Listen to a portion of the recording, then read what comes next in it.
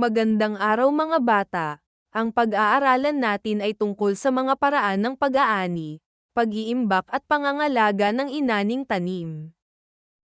Ang ating layuning pampagkatuto ay naisasagawa ang mga paraan ng pag-aani, pag-iimbak, at pangangalaga ng inaning tanim.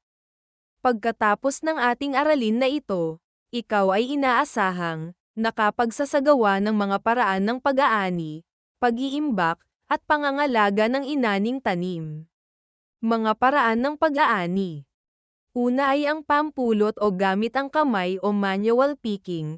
Ito ay ang pag-aani gamit ang kamay sa pamamagitan ng pagpitas, halimbawa ay sa kamatis, siling, mansanas. Pangalawang paraan ng pag-aani ay ang pagputol o paggupit. Ito ay ang paggamit ng karit, gunting, o kutsilyo para putulin ang tangkay, halimbawa ay sa talbos, ampalaya, at kalabasa. Panghuling paraan ng pag-aani ay sa pamamagitan ng paghuhukay o digging.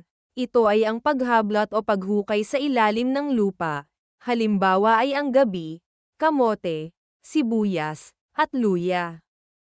Paraan ng pag-iimbak at pangangalaga. Una ay ang pagpapalamig o cold storage, paglalagay sa malamig na lugar o refrigerator upang hindi agad mabulok ang mga sariwang gulay at prutas. Pangalawa ay sa pamamagitan ng pagtutuyo o drying o sun drying, pagpapatuyo sa araw ng mga binhi o rehas tulad ng palay, mais, at balat ng munggo upang maimbak ng matagal. Panghuli ay ang paglalagay sa maayos na lalagyan.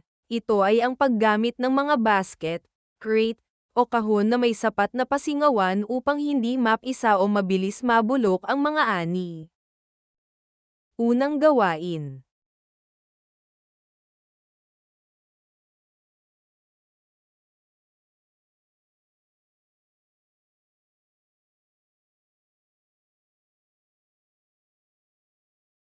Sagutan natin ang ating pagsusulit para sa araling ito.